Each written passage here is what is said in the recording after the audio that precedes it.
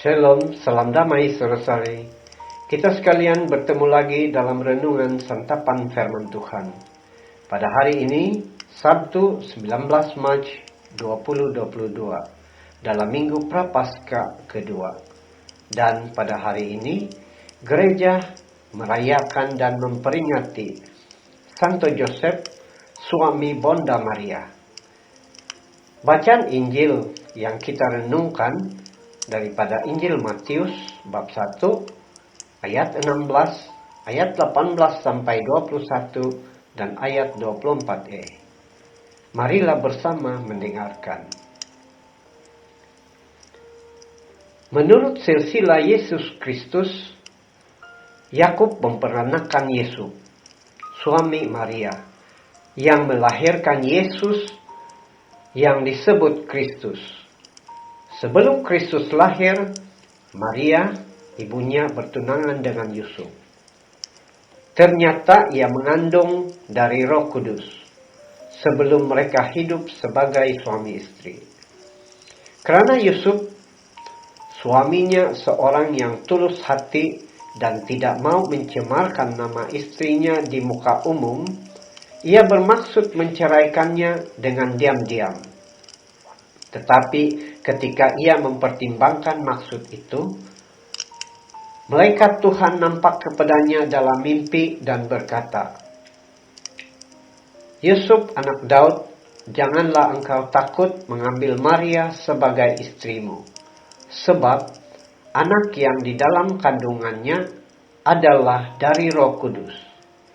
Ia akan melahirkan anak laki-laki, dan engkau akan menamakan dia Yesus.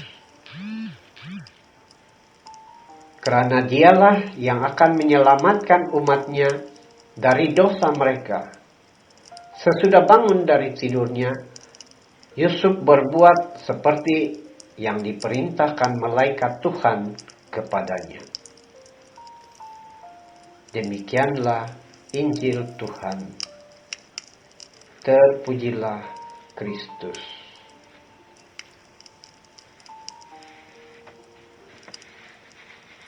Saudara-saudari, pada hari ini gereja kita, gereja Katolik,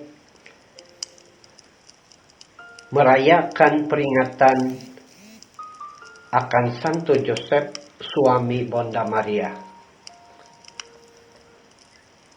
Dan pada hari ini kita mendengar sedikit sejarah tentang Santo Joseph, suami Maria, yang tidak begitu menonjol dalam keempat kitab Injil. Namun penceritaan ringkas dalam Injil hari ini membolehkan kita menyelami sedikit tentang peranan Santo Joseph dalam karya penyelamatan Allah.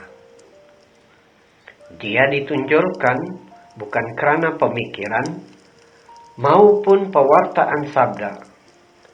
Jauh sekali dari ucapannya, tidak sepatah kata pun tercatat dalam kitab suci.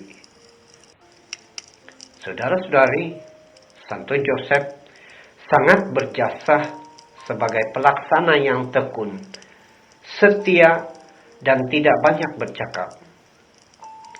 Ketika ia ragu mengambil Maria sebagai istrinya, ia berbuat seperti diperintahkan malaikat Tuhan, yakni tetap mau memilih Maria. Ketika Joseph dan keluarganya harus berpindah ke Mesir atau kembali dari Mesir, Joseph tetap setia pada perintah Allah. Begitu juga ketika Joseph dilihat sebagai warga masyarakat. Dia adalah seorang yang taat pada hukum dan tradisi. Dia juga adalah pribadi yang tabah dalam menghadapi kesulitan yang besar.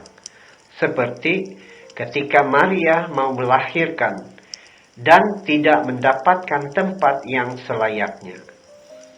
Maka Joseph tetap menjadi pendamping yang setia bagi Maria.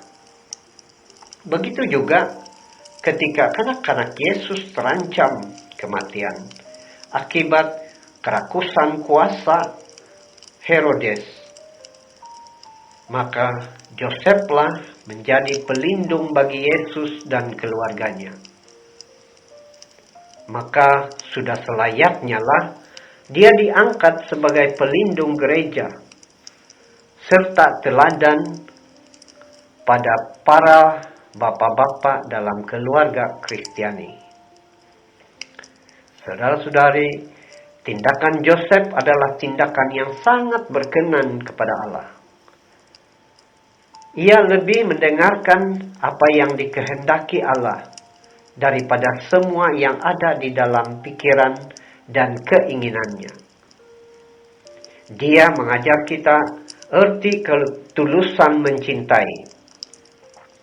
Dia mengajar kita erti menerima pasangan atau orang lain seadanya. Dan juga dia mengajar kita tentang erti tanggung jawab dalam keluarga, serta mengajar kita mendidik anak-anak dalam iman akan Allah yang Maha Kasih. Dengan demikian mengingatkan kita bahwa dalam kepasrahan sepenuhnya pada janji Allah, kita akan mengalami sukacita sejati. Saudara-saudari, semoga dengan semangat Santo Yosef, kita pun mampu menjadi pendengar yang tekun serta pelaksana firman Tuhan.